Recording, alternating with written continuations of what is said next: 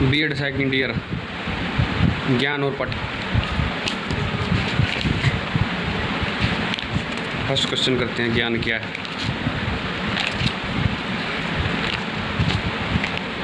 ज्ञान तथा जानने का अर्थ तथा प्रकृति का वर्णन कीजिए। एक क्वेश्चन तैयार करने के लिए हमें पहले उसकी भूमिका लिखनी पड़ती है। उस भूमिका में हम उसकी परिभाषा लिखेंगे, कुछ 3 या 4 परिभाषाएं लिख सकते हैं। उसकी भूमिका है ज्ञान का अर्थ, ज्ञान क्या है, ज्ञान का स्वरूप क्या है। ये कुछ क्वेश्चन लिख दिए हैं। ज्ञान के प्रमुख स्रोत, शुद्ध ज्ञान कहाँ से प्राप्त होता है। ये क्वेश्चन लिखने के बाद हम करेंगे इसकी परिभाषा। एक प्रोफेसर रसल, ज्ञान वह है जो मनुष्य के मन को प्रकाशित करता है। एक ही हो गई। और दूसरी कर लेते हैं विलियम जेम्स, ज्ञान व्यवहारिक प्राप्ति और सफलता का दूसरा नाम है। प्रोफेसर जोड, ज्ञान हमारी उपस्थित जानकारी और अनुभवों के भंडार में वृद्धि का नाम है। सुकरात, ज्ञान सर्वोच्च सद्गुण है। वस्तुवादी ज्ञान को वस्तु का ज्ञान मानते हैं। ये 4-5 परिभाषा लिखते हैं, उसके बाद में उनकी कुछ व्याख्या लिखेंगे और आगे आ जाता है अपना ज्ञान का महत्व।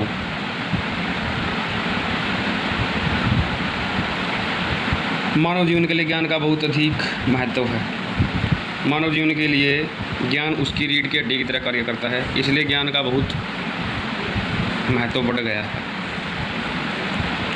ये इसके महत्व लिख रखे हैं। ज्ञान को मनुष्य की तीसरी आँख कहा गया है। ज्ञान ही गुण है।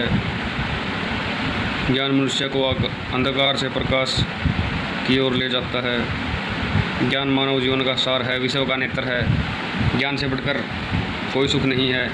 ज्ञान का प्रकाश सूर्य के समान है। ये इसके महत्व लिख देते हैं।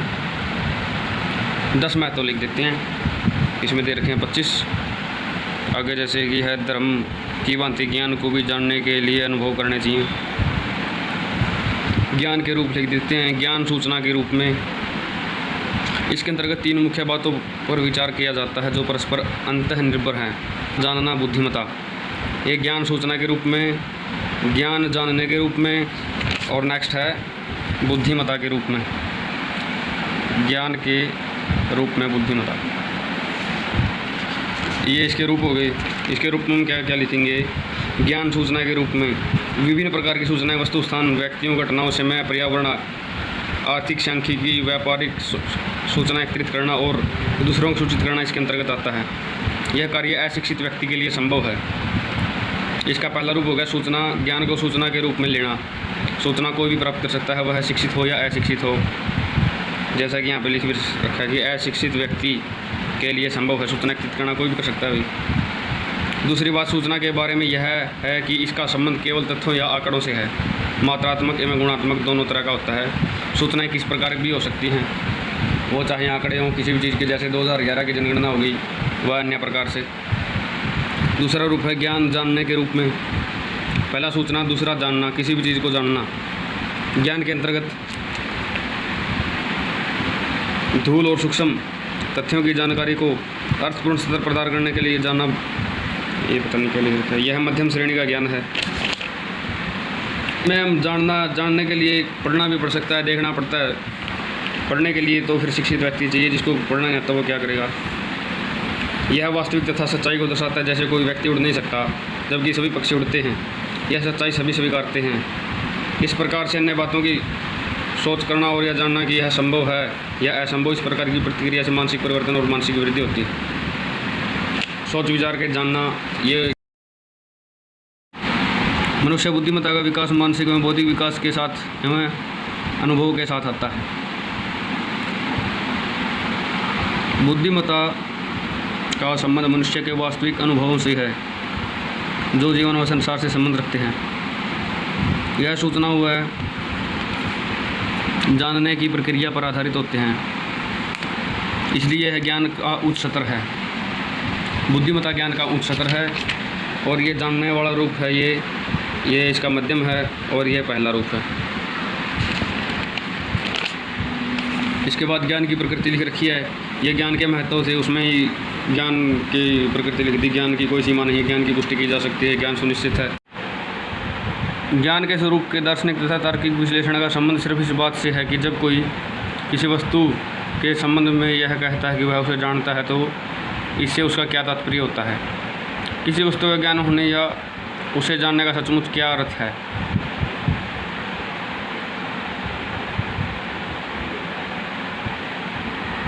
हम अमुक व्यक्ति को जानते हैं तो उसका तात्पर्य होता है कि हमारा उस व्यक्ति से परिचय है।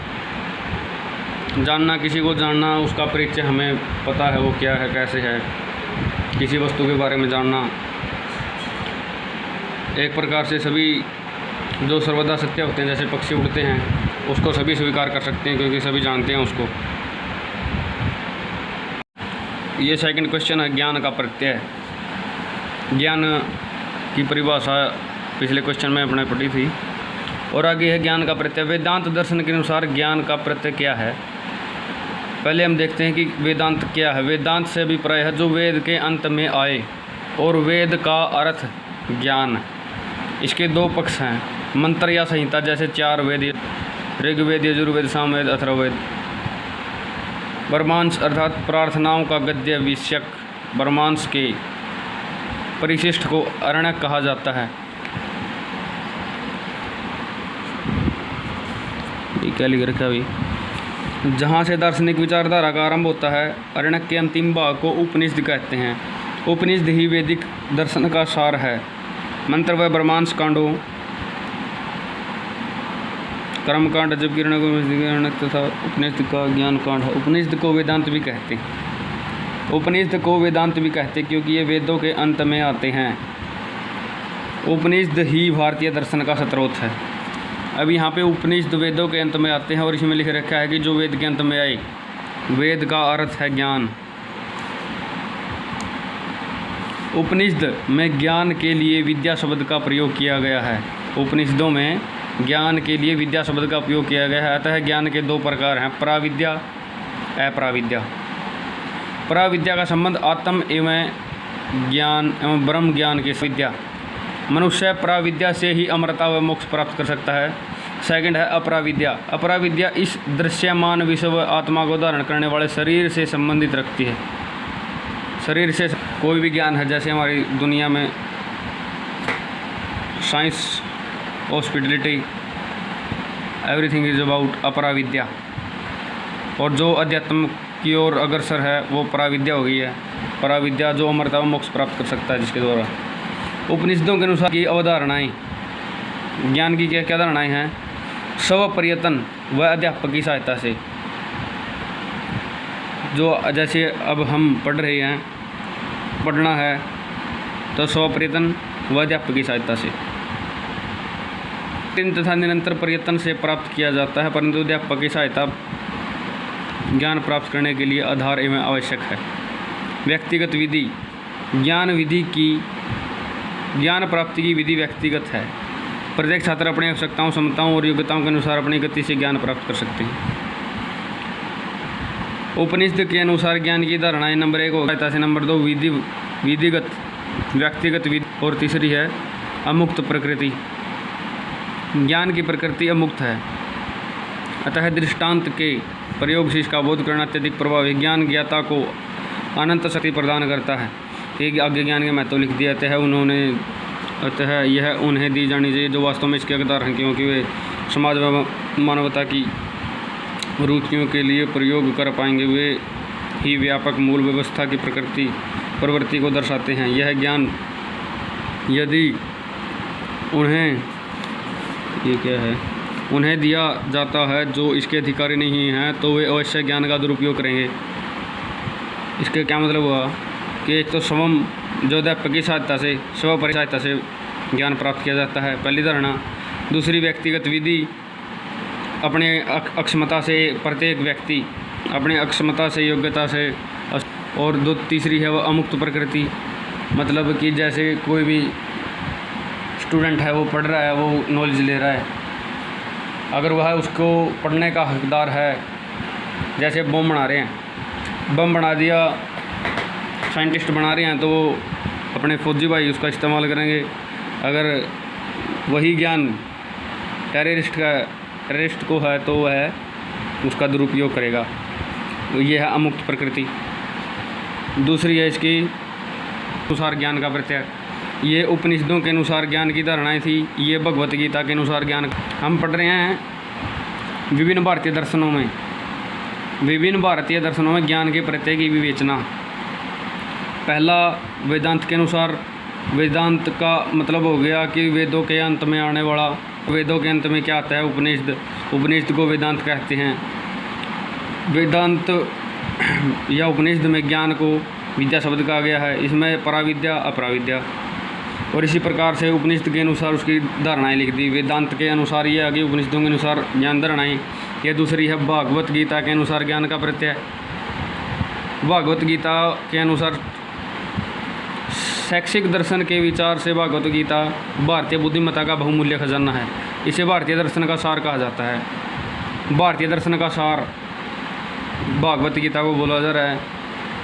ज्ञान व शिक्षा वह है जो प्रत्येक व्यक्ति को उसमें निहित स्वयं व ब्रह्म को आत्मसत्ता करने में सहायता करते हैं। केवल मात्र वह व्यक्ति सच्चा ज्ञान प्राप्त करता है जो स्वयं को अर्थात ब्रह्म को आत्मसात कर सकता है। गीता से भी उपनिषदों की भांति ज्ञान के दो प्रकार हैं, पराविद्या व अपराविद्या। पराविद्या को अपराविद्या से श्रेष्ठ बताया गया है। अपराविद्या के अंतर्गत भौतिक ब्रह्मांड का ज्ञान होता है, जिसे प्रयोग सिद्ध ज्ञान कहा जाता है। वह भौतिक ज्ञान व शिक्षा के जो कि शरीर, मन, इंद्रियों द्वारा प्राप्त किया जाता है। सभी वस्तुएं जैसे पृथ्वी, जल, वायु, अग्नि तथा अंतरिक्ष तथा वे साधन जिनके द्वारा उन्हें जाना जाता है अपरा प्रकृति के अंग हैं। जैसा कि यहाँ पर है पराविद्या, अपराविद्या।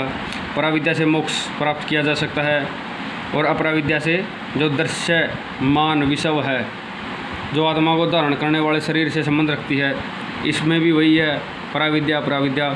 यह भागवत गीता के अनुसार ज्ञान का प्रत्यय हो गया पराविद्या, अपराविद्या। लेकिन इसमें पराविद्या को अपराविद्या से श्रेष्ठ बताया गया है। अपराविद्या भौतिक ज्ञान व शिक्षा जो कि इंद्रियों, वही जो यहाँ पे लिख रखा है वही लिख रखा है यहाँ पे भी। ये वेदांत के अनुसार लिख रखी है, ये भागवत गीता के अनुसार। एक पॉइंट बन गया बस, ये भागवत गीता के अनुसार लिख दिया और वही बात इसमें लिख रखी है। इसे परमात्मा और आत्मा के बीच एकता का बोध है, अर्थात पराविद्या आत्मा या आत्मज्ञान है। नीचे आ गया बोध के अनुसार ज्ञान का प्रत्यय। ये क्वेश्चन पूरा लिखने के लिए हमें ये पॉइंट लिखने पड़ेंगे वेदांत के अनुसार, और इसके लिख दिए मंत्र, यजुर्वेद, ये जो कुछ है। और दूसरा पॉइंट आ गया ये भागवत गीता के अनुसार ज्ञान का प्रत्यय। और ये तीसरा आ गया बोध ज्ञान के अनुसार, बोध concept of knowledge according to the Buddhist. बोध भी वेदांत की तरह अज्ञानता को कष्टों का मूल कारण समझता है। बोध भी अज्ञानता को कष्टों का मूल कारण समझते हैं, अर्थात जिसको ज्ञान नहीं है वह ज्ञानी है। ज्ञान हो गया तो सभी कष्ट दूर हो जाएंगे भाई। ये कहता है यदि अज्ञानता का अंत हो जाए तो कष्टों का भी अंत हो जाएगा। और बौद्ध मठों में ज्ञान की 5 विधि प्रकारों का वर्णन अधिगम करवाया जा रहा है। वेदांत के अनुसार 2 विधि, पराविद्या, अपराविद्या, इसकी धारणाएं, स्वपर्यतन, व्यक्तिगत विधि, अमुक्त प्रकृति। भागवत गीता के अनुसार वही 2, पराविद्या, अपराविद्या। इसमें सिर्फ उसकी डेफिनेशन दी गई है भाई, पराविद्या क्या है, अपराविद्या क्या है। तीसरे में आ गया बौद्ध के अनुसार ज्ञान का प्रत्यय। ये अगला क्वेश्चन हो जाएगा अपना। इसमें जो 5 विधियां हैं, शब्द ज्ञान, शिल्पकारिता, चिकित्सा शिक्षा, आध्यात्मिक शिक्षा। शब्द ज्ञान, शब्द की बनावट, शब्द व्याकरण आगे शब्द ज्ञान में। शिल्पकारिता में किसी भी चीज़, शिल्प या उद्योग, अन्य जो भी मतलब बनाने योग्य है। चिकित्सा में अपने सर्जरी, डॉक्टर लोगों का काम आ गया। आध्यात्मिक शिक्षा में गुरुओं का काम आ गया, जो हमें बोल सकते हैं कि ये उपदेश देते हैं कि ये करो, वो करो, ये मत करो। जो अपनी जैसे यहाँ पे लिख रखा था ये मोक्ष प्राप्त कर सकते हैं, वो आ गया आध्यात्मिक शिक्षा। आगे है ज्ञान का प्रत्यय और न्याय दर्शन। न्याय फिलोसफी वाले क्या बोलते हैं, ज्ञान का प्रत्यय क्या देते हैं। ज्ञान वस्तुओं की स्पष्टता को कहा जाता है। वस्तुओं की स्पष्टता जैसे कि हम देखते हैं कि भाई ये बुक है, इस बुक में क्या है, हमें ये स्पष्ट है कि ये इस सब्जेक्ट की बुक है, इसमें ये नॉलेज है, तो ये वस्तु का ज्ञान हो गया। दूसरी वस्तुओं पे जैसे पानी वगैरह पीते हैं तो पता है वो पानी या वो वस्तु है, कुछ भी जो भी वस्तु है उसके बारे में नॉलेज होना वही है बस। न्याय मुक्त ज्ञान, न्याय युक्त ज्ञान निश्चित ज्ञान व वास्तविक ज्ञान है। न्याय वैलिड नॉलेज, वैलिड नॉलेज क्या होती है? यह वस्तु जैसी है वैसा ही उसे जानने में सहायता करता है। न्याययुक्त ज्ञान के 4 विभिन्न स्रोत हैं: अनुमान, बोध, तुलना, प्रमाण। वैलिडिटी तो देनी पड़ेगी ना कि ये वैलिड है कि ना है, कैसे है, असली है, नकली है। तो उसका एक तो अनुमान हो गया, दूसरा बोध कराते हैं, तीसरा उसकी तुलना करेंगे दूसरे वस्तुओं के साथ और फिर उसका प्रमाण देंगे। और एक ये आ गया न्याय विरुद्ध ज्ञान,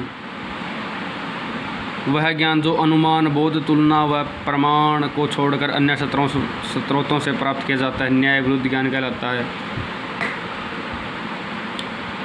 आगे ज्ञान का परिचय तथा मीमांसा दर्शन। मीमांसा दर्शन के अनुसार न्याययुक्त ज्ञान वह है जो अनजान वस्तुओं का अनुभव प्रदान करता है, अनजान वस्तुओं का अनुभव प्रदान करता है, जिसका किसी अन्य ज्ञान द्वारा विरोध नहीं किया जाता, जो अन्य गुणों से मुक्त है। यह अनजान तत्व को जानने में सहायक है। न्याययुक्त ज्ञान वह है जो अनजान तत्व के अर्थ का ज्ञान प्रदान करे। न्याययुक्त ज्ञान के 2 प्रकार हैं।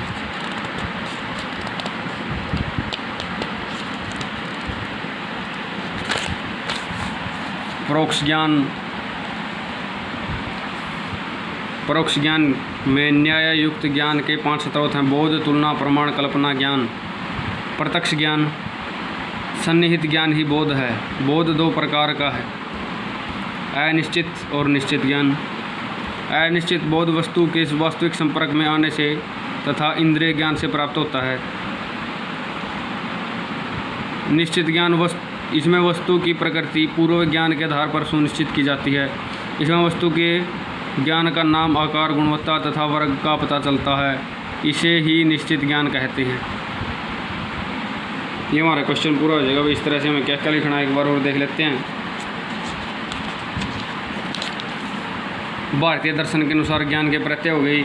पहला ज्ञान का प्रत्यय वेदांत के अनुसार, दूसरा भागवत गीता के अनुसार, तीसरा बोध के अनुसार, ये चौथा ज्ञान का प्रत्यय न्याय दर्शन के अनुसार। न्याय दर्शन में देखते हैं कि जो वस्तुएं हैं वो कैसी हैं। अनुमान, बोध, तुलना और प्रमाण से हम उसका ज्ञान प्राप्त करते हैं। और ये न्याय विरुद्ध ज्ञान, वे ज्ञान जो अनुमान, बोध, तुलना, प्रमाण को छोड़ अन्य स्रोतों से प्राप्त होता है। 5वां आ गया ज्ञान का परिचय तथा मीमांसा दर्शन। ज्ञान का परिचय मीमांसा दर्शन के अनुसार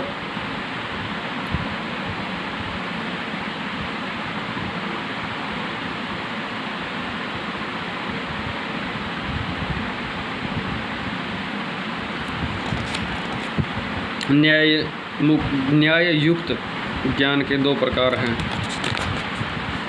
परोक्ष ज्ञान, अप्रत्यक्ष ज्ञान।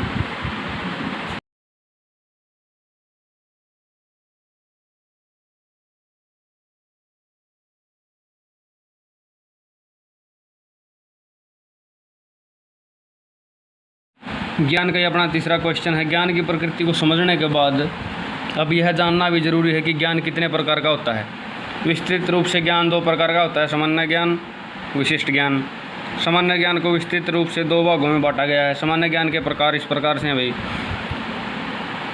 प्रागुणभाविक ज्ञान, पैरियर नॉलेज और एम्पेरिकल नॉलेज। सामान्य ज्ञान के प्रकारों के अंतर्गत भारतीय एवं पाश्चात्य दर्शन में इसका विस्तृत विवेचन किया है।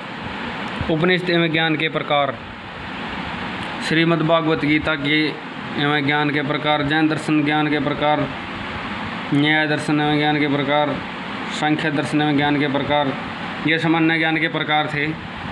और इनके द्वारा ही हमने जो पिछली क्वेश्चन में किया है कि संपत्ति उसके प्रत्यय ज्ञान के प्रत्यय कौन कौन से किस प्रकार से हैं। जैसे कि ये था भारतीय दर्शन के ज्ञान के प्रत्यय की विवेचना, इसमें पढ़ा था कि ये ज्ञान का प्रत्यय वेदांत के अनुसार, भागवत गीता के अनुसार, बोध के अनुसार, ज्ञान का प्रत्यय न्याय दर्शन के अनुसार, ये मीमांसा दर्शन के अनुसार। इसी प्रकार इसमें ज्ञान के प्रकार, सामान्य ज्ञान के प्रकार ये लिख दिए इस प्रकार से। और ज्ञान के विशेष प्रकार ये आगे आपतवचनात्मक, अधिकारात्मक ज्ञान, इंद्रिय ज्ञान, तार्किक ज्ञान, वैज्ञानिक ज्ञान, क्रियात्मक ज्ञान, अंतः प्रज्ञात्मक ज्ञान। अधिकारात्मक ज्ञान इंद्रिय से प्राप्त होता है। तार्किक रीजनिंग नॉलेज, मतलब कि जैसे तर्क देते हैं कि ये ऐसे सत्य है, सिद्ध करते हैं, वो हो गया भाई तार्किक ज्ञान। वैज्ञानिक ज्ञान, साइंटिफिक, किसी साइंटिस्ट ने सिद्ध कर रखा है कि ये ऐसे है। क्रियात्मक प्रागैमेटिक नॉलेज। आगे आगे सामान्य ज्ञान के प्रकार, परागुणभाविक ज्ञान, प्रायोगिक ज्ञान। ज्ञान के प्रकारों का ये एक प्रकार से संपूर्ण रूप से खोल के बता रखा है भाई ज्ञान किस प्रकार से हैं। ये यहाँ पे लिख रखा था केवल परागुणभाविक ज्ञान और प्रायोगिक ज्ञान। इसके अंतर्गत जो भारतीय दर्शन में इसका विस्तृत विवेचना की वो इस प्रकार से उपनिषद वाले, और अब ये इसका खोल के बता रखा है कि परागुणभाविक ज्ञान क्या है। वह ज्ञान होता है जिसको बुद्धि अनुभव की सहायता के बिना प्राप्त करती है, जिसको बुद्धि अनुभव की सहायता के बिना प्राप्त करते हैं। इस ज्ञान के उदाहरण गणित शास्त्र के क्षेत्र तथा तर्क शास्त्र के क्षेत्र में मिलते हैं, जैसे 2 और 2 4 होते हैं। इस बात को प्रमाणित करने के लिए किसी प्रकार के अनुभव की आवश्यकता नहीं है। इसी प्रकार तर्क शास्त्र में A बड़ा है B से तथा B बड़ा है C से, इसलिए A बड़ा C से। यह बात इसलिए ठीक है क्योंकि यह तर्क पर आधारित है। तर्क शास्त्र के निगमन के आधार पर जो तर्क दिया जाता है वह तार्किक नियमों का आधारित होने के कारण वैध माने जाते हैं। बहुत सारे कथन, कहावतें तथा लोक प्रचलित प्रथाएं, परंपराएं व सत्य जिनको इस दैनिक जीवन में अनुभव करते हैं, ये सभी परागुणभाविक ज्ञान के अंतर्गत आते हैं। दूसरा है प्रायोगिक ज्ञान। यह अनुभव प्रयोग पर आधारित ज्ञान होता है। यह ज्ञान परागुणभाविक ज्ञान से भिन्न होता है। प्रायोगिक ज्ञान, यह ज्ञान सेंसरी तथा बाहरी जगत के अनुभव, सोम के अनुभव, अवलोकन तथा निरीक्षण से प्राप्त होता है। इसलिए कहा गया है कि इंद्रिय ज्ञान के द्वार हैं। इंद्रियां हैं जो अपनी, वो ही ज्ञान के द्वार हैं, और प्रायोगिक ज्ञान हमारी इंद्रियों के द्वारा ही प्राप्त किया जा सकता है भाई। सामान्य ज्ञान के प्रकार के अंतर्गत भारतीय एवं पाश्चात्य दर्शन के अनुसार ज्ञान के प्रकार